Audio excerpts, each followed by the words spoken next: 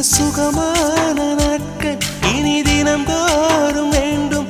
உன்மடியில் இருந்து இரவை ரசிக்க வரவா?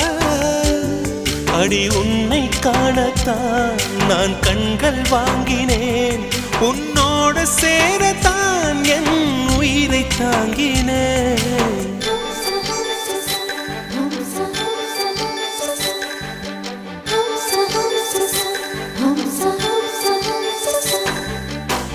வெண்ணிலவே வெண்ணிலவே நல்ல நான் பார்த்து வா.